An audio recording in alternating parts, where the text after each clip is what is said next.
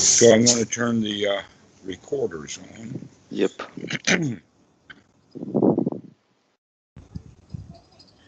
So, how is your practice? Yeah, it's quite good. So yeah, I've made some observations the last few days. So and one is like I have this great desire for feeling good and not being stressed, which kind of stresses me out in daily life because every time there's something like challenging arising, then I think, oh, I'm not gonna feel good because of this, and I've recognized this is a great source of stress. Even. Um, and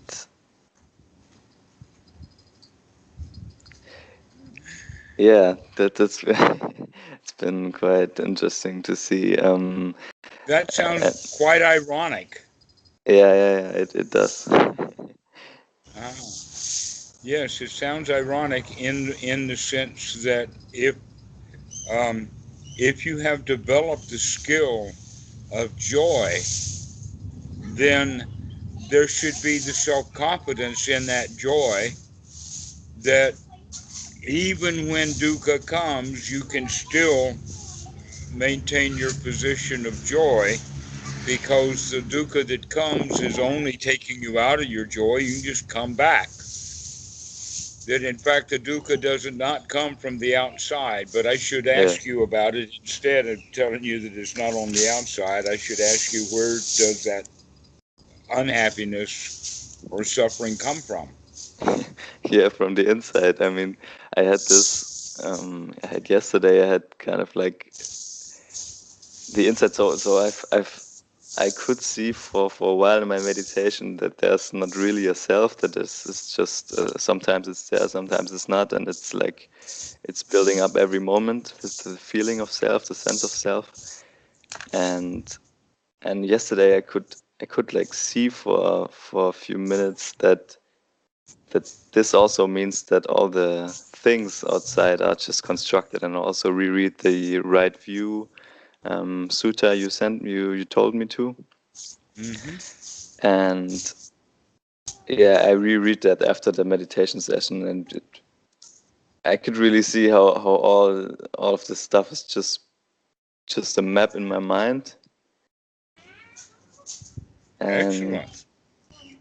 yeah, so that was quite interesting. Yeah, I mean, I understand on an intellectual level that it's all coming from the inside, but then there's some situations where I just kind of forget and then have to come back, and yeah.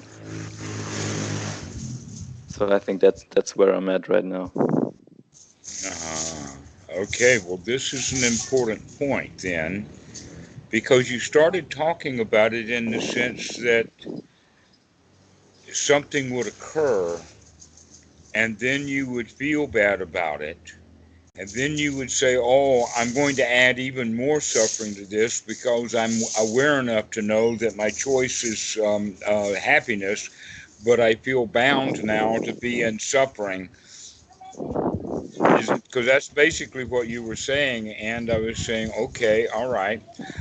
But it's the same tool that you use in beginning of meditation, which is that tool of sati, Yeah. to remember. Mm. Okay, and in fact, that to remember means to take the higher point of view. That's one of the ways that we think of in the way the mind works and the way that our language works, is that we can see that the noble right view is not a low view, it's a high view in the sense that it rises above the Yeah. individual to see the entire situation Yeah. Yeah. and recognize that when someone, for instance, is angry or upset with you, that what we normally see is their anger and their upsetness and Yeah. how it affects me. A better way of looking at it is through the lens of suffering. Oh, this guy is really on fire. He's really suffering and he's trying to sell it to me. almost as if I take some of his suffering, he won't have so much. Yeah. But suffering, like knowledge and like fire, when you give it away, you spread it. That is not so we have in that regard there's two kinds of situations, or we'll use the word game because that's how it's normally seen, is the zero sum game, like money. If I give money to someone, then I don't have it and they do, so they've won and I've lost. That's the normal mentality. But another mentality is the mentality like knowledge. If I share knowledge, then we both have knowledge. If Right. in fact that inspires you and then you figure something out and tell me, now we both got more knowledge. Yeah. And even if I'm telling someone, I even through the process I get more knowledge sometimes, right? Exactly. So that's not a zero sum game. The same thing is true about fire, but the same thing is also true about feelings. Okay, that the mentality is that it's a zero sum game, in the sense that if I feel bad, if I can make you feel bad, then you'll commiserate with me or whatever, and then I won't feel so bad.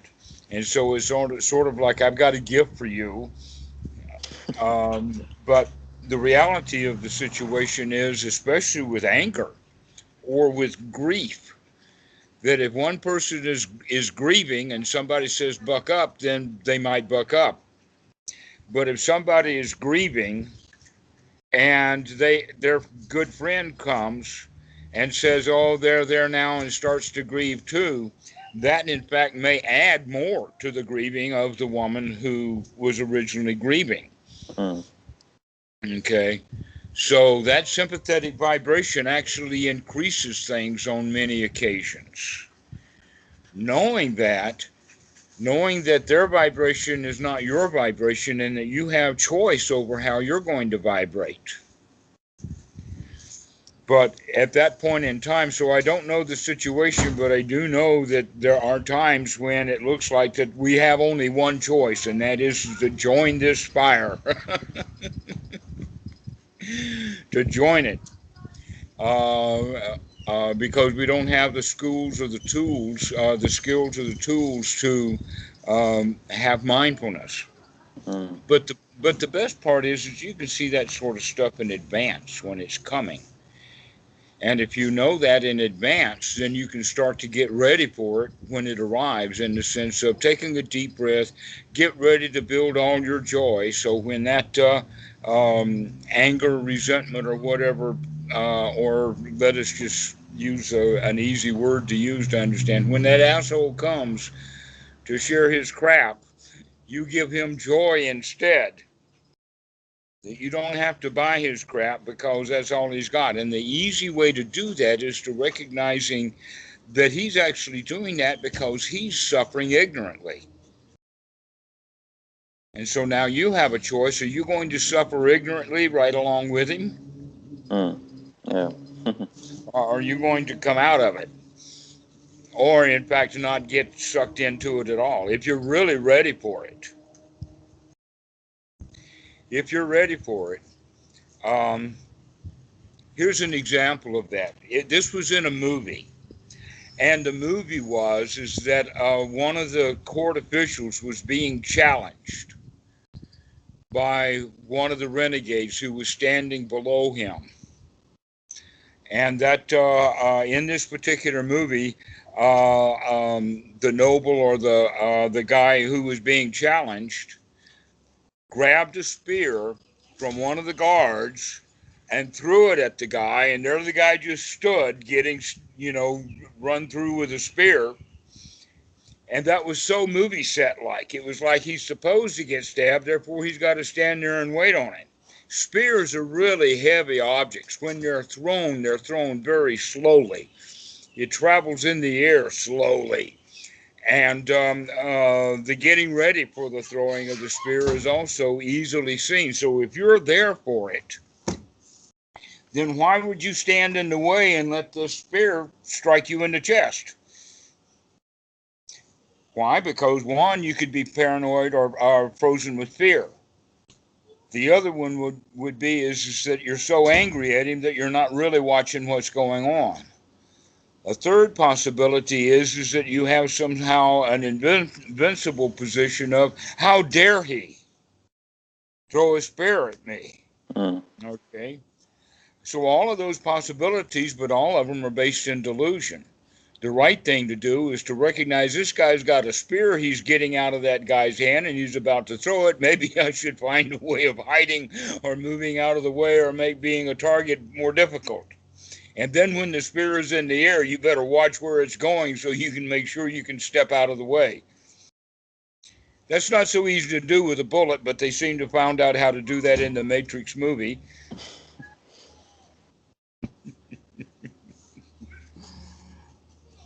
But in the reality of the situation, that feelings operate exactly the same way. You can see the guy picking up his spear of anger or bad feelings or whatever. You can see him haul it back and throw it, and we stand right there. Yeah, hit me with it. Mm. Yeah. When in fact, all we need to do is just get out of the way. Let it just go right by. And that takes that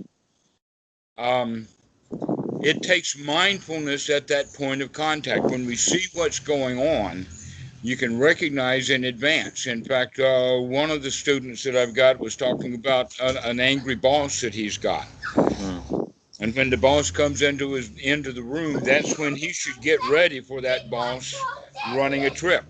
Mm. Because if he's ready for the boss to run a trip, then he can be there and meet it with joy, friendliness, and become friends with the guy. This is so important because we're not going to practice the Dhamma and live the Dhamma by sitting on the floor in a room that's closed. Yeah. We're not going to live our lives in formal practice. There are guys who do that because they enjoy their meditation, but they haven't developed the skills to live outside. So when they're in meditation, they're beautiful. They're in joy. They love it a lot. They get out and go to eat and have to join the world. They don't like it so much. They want to come back and sit. I don't like the world. But very few people are going to do that. In fact, there's only a handful of them in Burma, and I don't know anywhere else they do it. Perhaps in a few countries. But the rest of us, we live in the world, which means the slings and arrows of outrageous society is just flying through the air all the time. And we need to watch out for that kind of those missiles, and Yeah. that they're almost always delivered as bad feeling. And the power behind those bad feelings is almost always suffering. So that boss is an angry boss because he's suffering. If we can mollify his suffering, then he won't be so angry. So we have that idea of the sympathetic vibration, I think, that I mentioned to you before, Mm. which is in the Brahma Viharas is called mudita, sympathetic joy. That if we have normal ways of living, then when someone comes with a certain vibration feeling, then the people around them pick up on that same vibration. Whether it's sadness or anger or whatever, it's like whoever has the most intense feelings in any particular situation wins, Mm. and everybody feels like that. Right. All right? But he who is wise to that stuff and recognizes, oh no, those vibrations are going to be not met with vibrating sympathetically along with that. I'm going to send in a new tone. I'm going to make music now. I'm going to give some harmonics in there. I'm going to add a chord or two, and the chord that I'm going to add is the chord of joy, the chord of cooperation, of getting along. To be able to do that gives you enormous power. One of the powers that it gives you is the knowledge that you, in fact, can feel the way you want to feel, even when you have a strong invitation to feel another way. So you become Yeah. a champion. You become like the lion or like Yeah. the rhino. All right. So that's one of the ways of winning. The other one is to see, in fact, how effective you are in manipulating other people's feelings through this sympathetic vibration Mm. because they're not aware. They're not mindful. And so they sympathetically vibrate with whatever is the strongest feeling. So if you match anger with joy, then that anger will, it depends upon your relationship and how you manage it and things, will last anywhere from, that anger will last anywhere from another 10 to 30 seconds, maybe up to an hour. And in some cases, it didn't work this time at all. All right. But the likelihood is that the more you know a person, the more familiar you are with them and know them well, and the more that they're willing to accept you, then you can get them out of it. Like a mate, all you have to do is Yeah. just name one thing. Mm. If you get the right thing, you can get her to smile right away. That just happened. Why did you buy that motorcycle? I wanted. No, why did you buy that motorcycle? Well, why did the, she's laughing now. She knows exactly what yeah. Well, why do you why do you want to buy a Honda? And you're laughing in the background. Exactly. So we can turn that around immediately. Uh-huh. And so that's how we begin to work. We begin to work through joy rather than arguing with someone. And it's not what you say, it's more of how you say it. Mm. Is how you say it that works every time. I was surprised that I had such a let us say a choir as backup just now. But this is how it goes. You do not have to um, accept the gifts of feelings that people bring to you. Yeah. That in fact it's much, much more useful for you to see their suffering. Mm. Yeah. Right. You see Yeah. their pain. Yeah. I mean, I can really, on a practical level, I already saw how all this stuff. It's just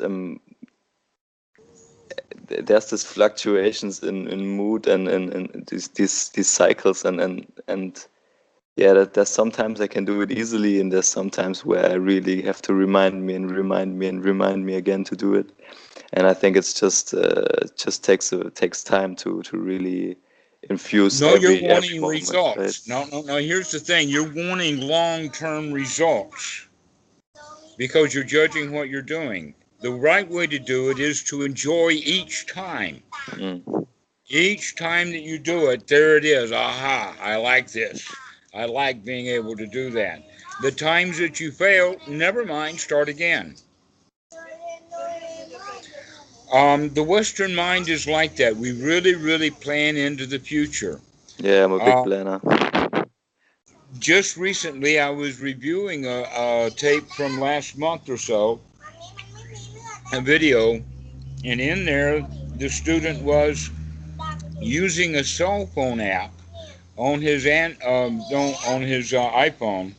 And what he was doing was is that when he remembers to be mindful, he turns it on, and that if he remains mindful, then he'll turn it off and keep that. But if he remembers that he was supposed to be mindful but have forgotten, then he'll turn it off and delete that particular timing. All right. Now, what that means is that the record that the phone is keeping is somehow important Mm. to where doing the breathing in and breathing out in that time that he's doing it, that's where the benefit lies, not in the recordings that the cell phone had put in.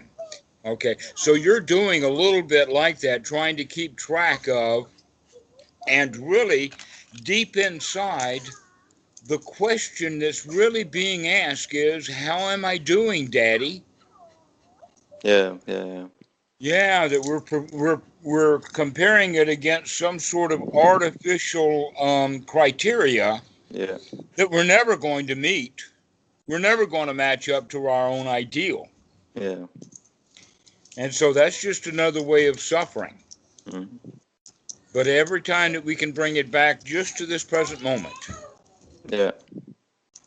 just this present moment, and I can hear all of that stuff in the way that you speak, that you're hoping for um, seeing a final end of it. No, Mm. you're not Yeah. ever Yeah. going Yeah. to see a Yeah. final Yeah. end Yeah. of it. What Yeah, you're going to that's do is get used to that's true. recognizing and having a great amount of joy in the fact that it's a never-ending story. Yeah. Yeah, yeah, that's really true. I have a big hope that sometimes I'll arrive at it sometime, and then I don't have to do it anything anymore, and it just happens by itself.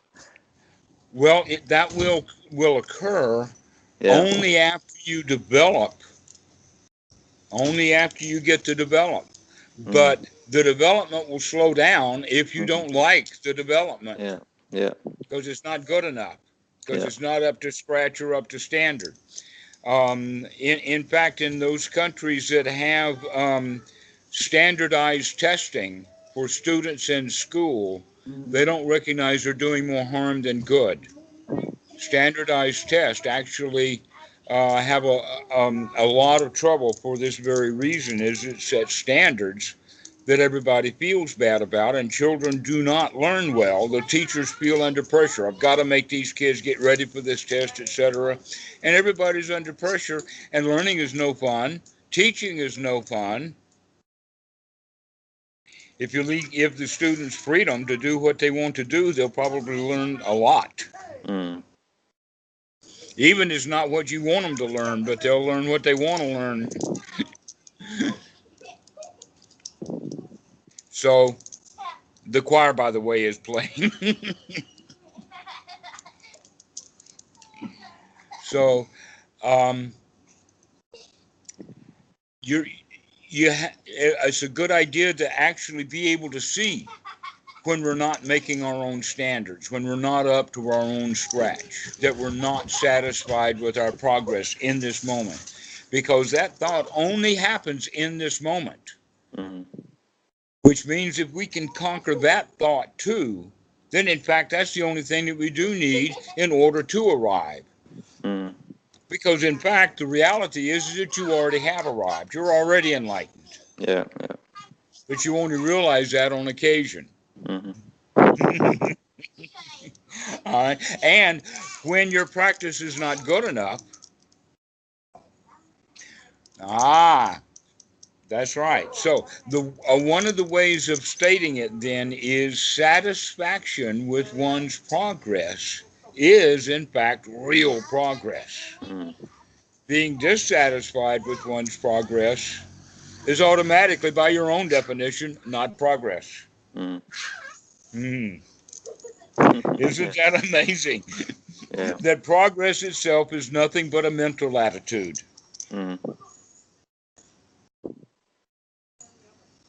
And we use it to suffer because we want progress. Why should you want progress? That's just another form of suffering.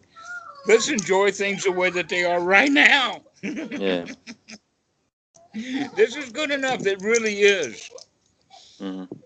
There's no burden worth carrying around. We can just set it down right now, whatever it was. That's another way of looking at it. Is it's always in the here now, and if we can see things coming, basically what wisdom is the trajectory of being able to see how things happen. Now, an example that I go back to that one example is that the angry boss comes into the room.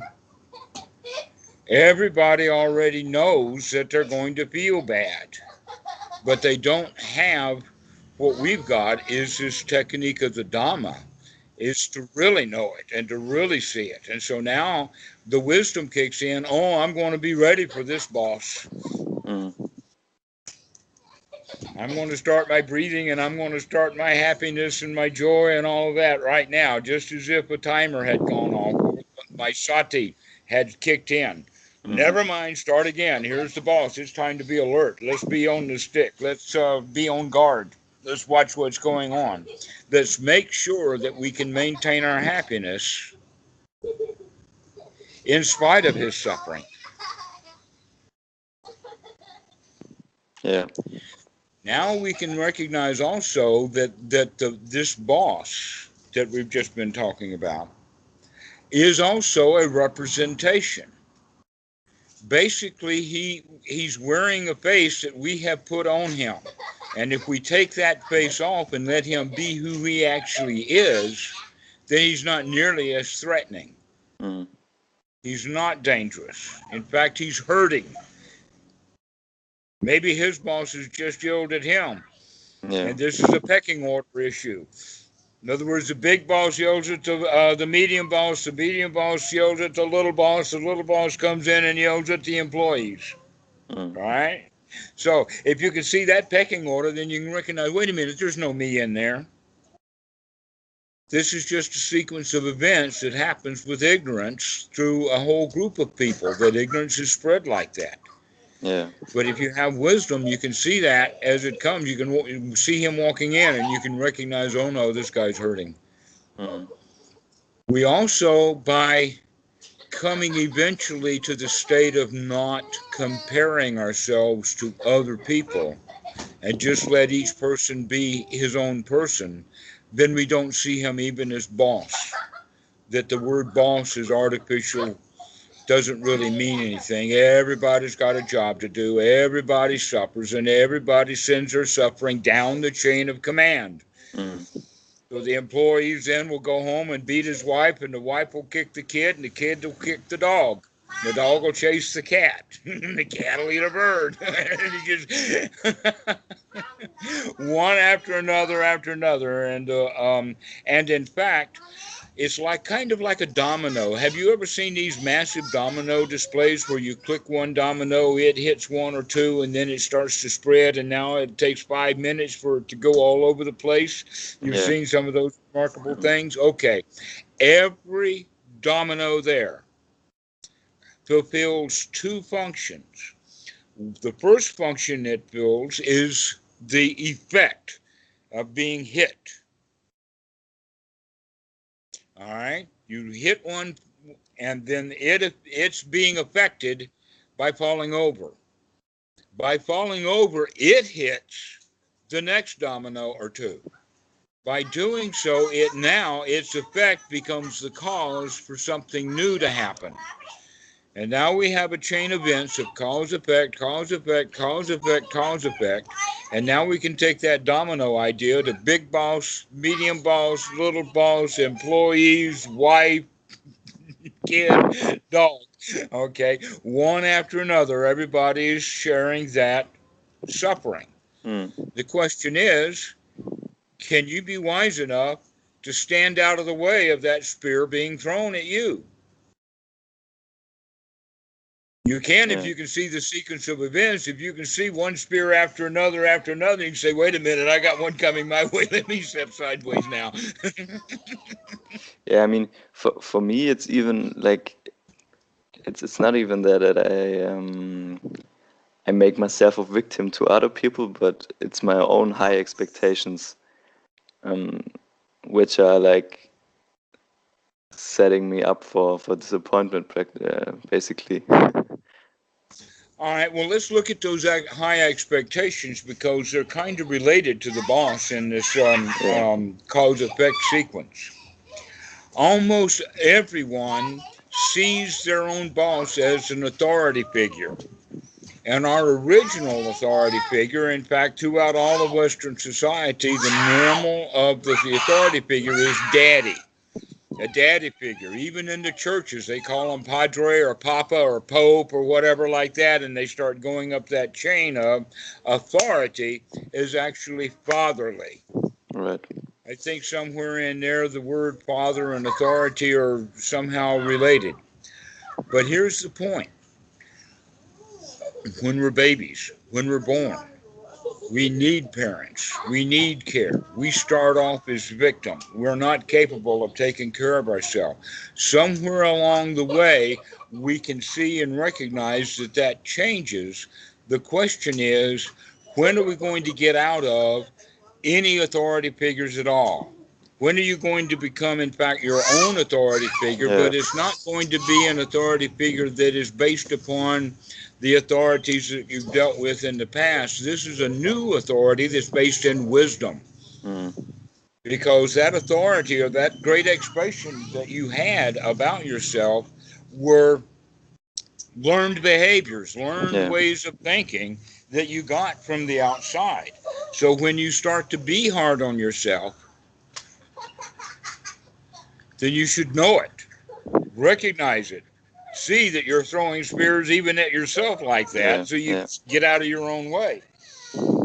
That's exactly the right way to look, because we do have time. We can see that stuff coming, but we have to be pretty quick because that spear is going to come really fast. We have to know it's going to be coming, and in fact, most of the knowledge of the spear is actually before it is launched and is in the air. Mm. Now, by the time the spear is launched, we have very little time left.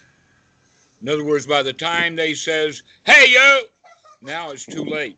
Mm. You have to be ready for that guy to say, "Hey, you," before he actually says it. So you got to be ready for the situation kind of in advance. That's what Mm. wisdom is really all about, Yeah. is being able to see what's about to happen.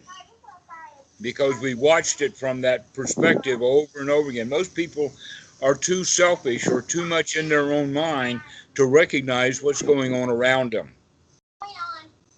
When in fact it could be somebody pulling a gun out. Yeah. So this is why we need to be watchful or aware. Now, the important thing about that father figure is to recognize that, oh, well, that's all the source of the rules that we have for our own life. In fact, it's almost instinctual because we are herd animals, because we are Mm. by our own instinct. From great apes. Great apes always are in a troop. Yeah. Elephants are in Yeah. a herd. Sheep, goats, dogs, foxes, cats. So it's Well, it's cats like are a little bit different. so it's like Go just ahead. existential, right? We have to. It's deeply ingrained to yeah, to fit into that pack. To fit in, exactly. Now, really deeply buried in the mind, down at the very basic instinct level, is that what we have to do is fit into the nest.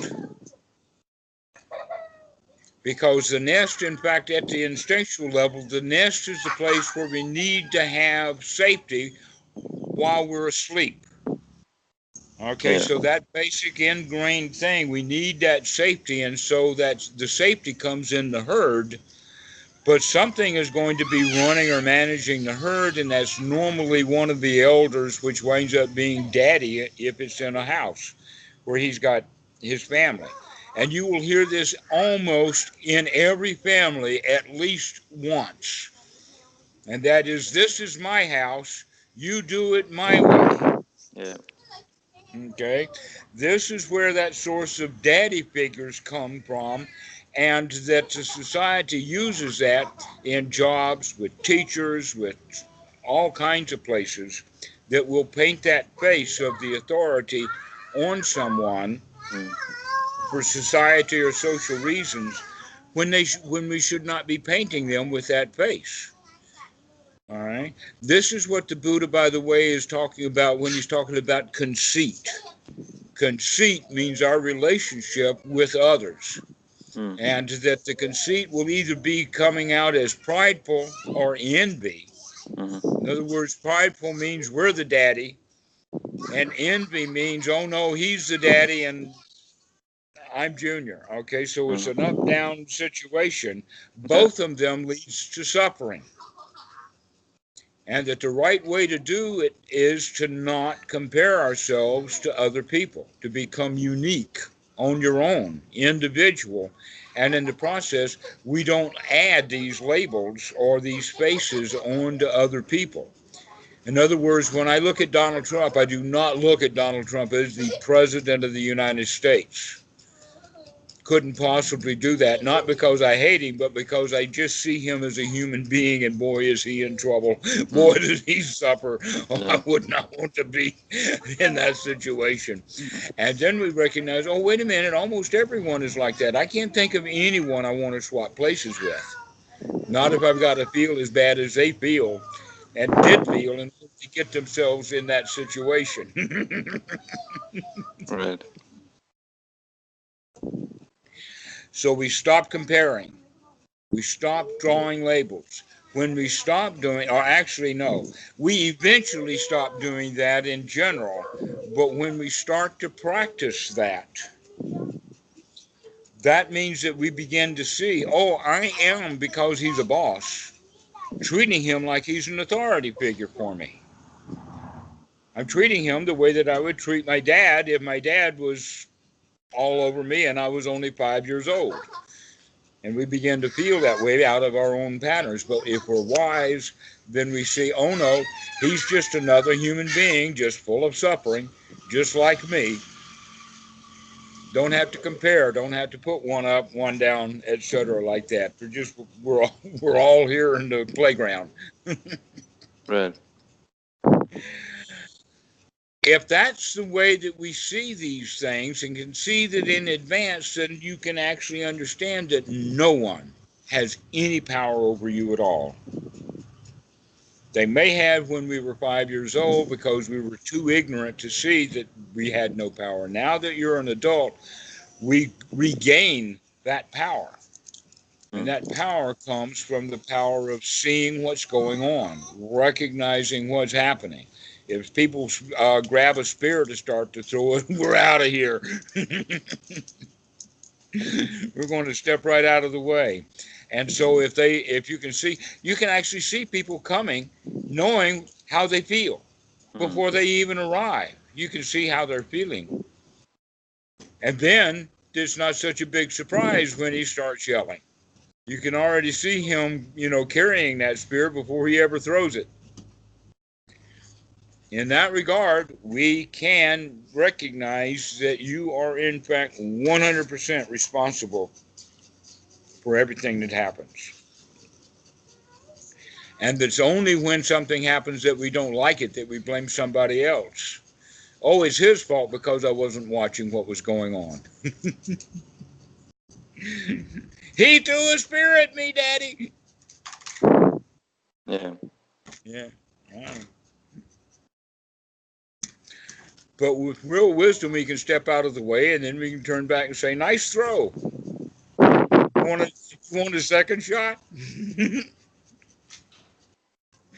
So, and that's another thing is that by recognizing that these people that that were, you still haven't told me the situation yet, so I just assume that whoever it is that's bringing you the gift of suffering, Mm. when you see them coming, you can recognize they're carrying a gift for you that if you're prepared for, you'll get out of the way of. Yeah. I mean, for me, it's really more the spears that are thrown are coming from my own voice in my head most of the time. So, but it's the same, right? I just dodged that spear. Hmm. You're right in that regard. Most of the spear bruises and wounds that you have are self-inflicted. But you learn to throw the spear from Daddy. Mm. Yeah. Daddy was the original spear thrower, and so you learned how to throw those spears at yourself from Daddy. So by giving up that spear throwing, you're also giving up that part of the mind that is what Freud called superego. Freud had it in superego, ego, and id. Now, the id is much more of the childlike stuff, but basically what that means is the reptilian brain, Mm. the feelings that we have for joy or misery.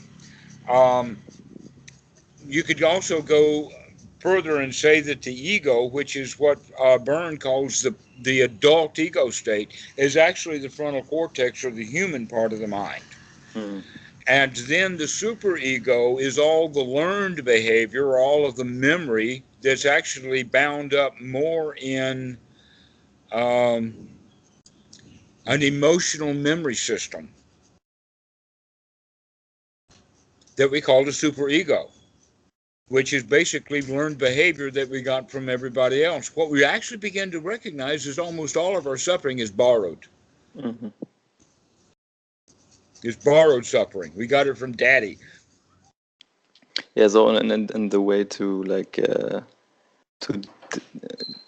to delete that database of learned behaviors and memories is to just, like, for example, when something some unpleasant feelings arrive, then just to override them basically with a dose of joy, right? Or is that the way to Yes, that works, doesn't it? You can see yeah, that it works if you can remember to do it. yeah. Yeah, so that's one of the reasons why we practice formally is to build up that sati, which is remembering, to keep come back and come back and come back so that we can remember to come back just when we need it. Just at that point when, uh, like you can say it like this: Dukkha, dukkha, dukkha, 5 seconds ahead, danger, danger, danger. Watch it coming. Not here yet, but is on its way. So if we can get to that stage to when we can recognize, and you might in fact start thinking about it in the sense of whenever whenever you see someone approaching, you'll recognize that they don't talk until they get close. So you can actually begin to see what emotional systems people are in as they approach. Mm. So that's a way of looking at it, but also recognize the internal part because you can find ways to see that also, there's also an approach that way. So this idea of judging your performance to a high standard that you've set for yourself magically in your own mind, Yeah. see that before it happens, Mm. before you fail that test. Mm. Okay. So there's the two ways of doing it. See the test and say, oh no, I don't have to, I can really enjoy this moment. This is good enough. And if Mm. it's not, never mind, start again. I've got another moment coming. Ah, Yeah. here it is. Now we can start. All right. As opposed to already have those thoughts and get stuck into them. Oh, I am not up to scratch. Oh, this meditation is not my up to my standard. All right. So again, both of them have to do with the attitude, but the attitude has to have time to change. If you can change the attitude in time, that's the attitude of, instead of the attitude of ignorance, and here it is, to the attitude of um, spears in the air. Mm. Yeah. Yeah. Wake up, time to Yeah. watch. Yeah. Uh-huh. So there's a little bit of a time frame in there, and so what I'm inviting you to do at this level is begin to speed things up just a little bit so that you can get out of um, the delusion that you're not practicing well enough. Mm. Because when you can see that delusion, that's right practice. Mm. So now all you have to do is to see that you don't have to hassle yourself, that your meditation now is good enough. This is good progress. I am satisfied with this Mm. progress Mm. Okay. because this is skill development. Here's another example of that. Music. Piano players who are playing the piano after 3 years reach a certain proficiency or skill level that is known by the industry of piano teachers, and so they have what is called graded music, and so they give music to students based upon their ability. That can be sometimes popular songs that have been simplified so that the student can play them.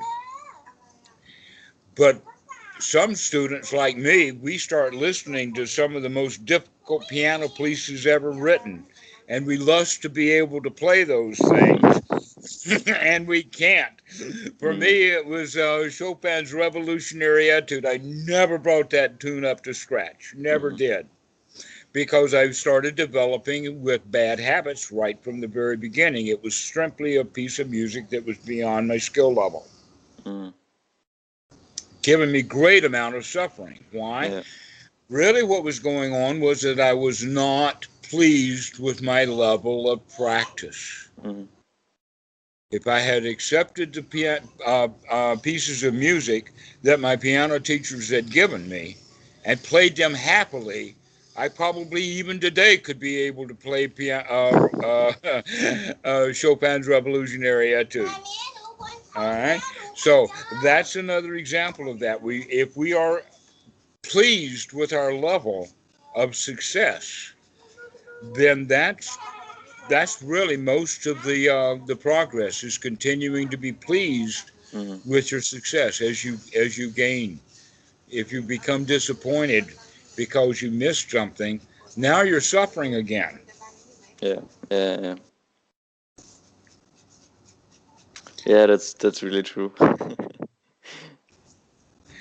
Well, I had another idea planned for our talk today, which was going to be going on, and in fact, I did talk about it some, and that is the higher fetters.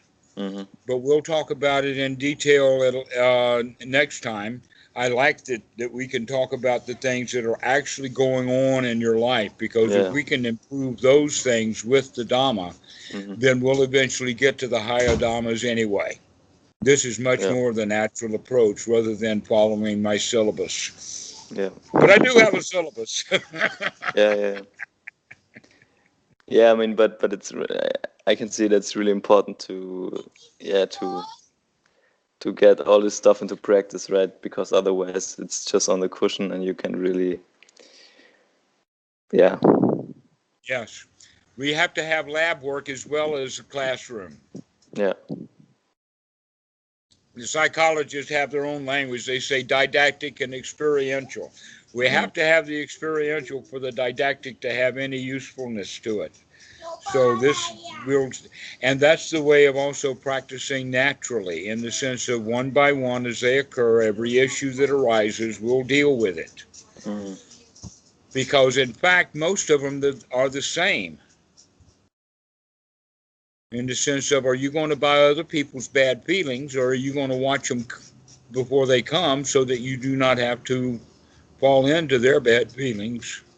mm, You don't have to you don't have to buy their noise, nor do you have to stand in place for their slings and arrows and spears and whatnot. You can just step out of the way. right.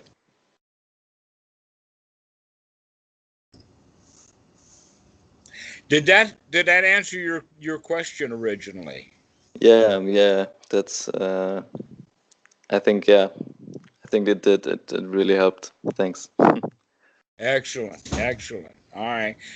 So one last thing, ain't nobody your daddy. You're the Mm, king. You're the bull. You're the lion. You're the rhinoceros. I really like that idea of the rhinoceros. For some reason, rhinoceros look even more kingly than a king, even more lionly than a lion. The rhino, that's the one, the solitary rhino.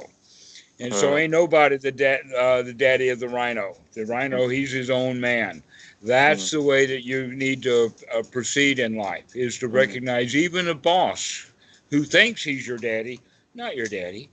mm. You do not have to stand and take his crap. Yeah. In fact, you've got better to hand back to him. You've got joy. Mm.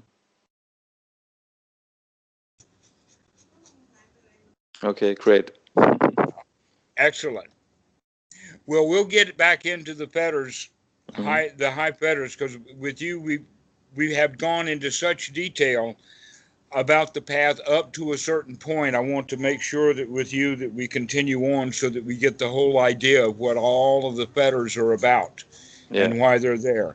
That's part of the reason why I introduced the idea of conceit for you, Mm-hmm. which is actually in the Pali is mana.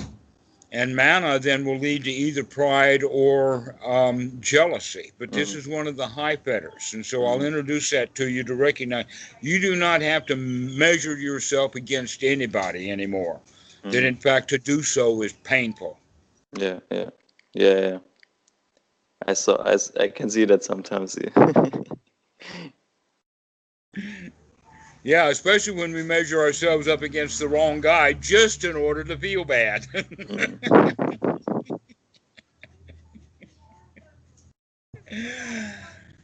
All right, Ferdinand, well, let's set this one free and we'll see you in a few Yes. days. All right. See you in a few days. Thank you. Okay, bye bye. Bye bye.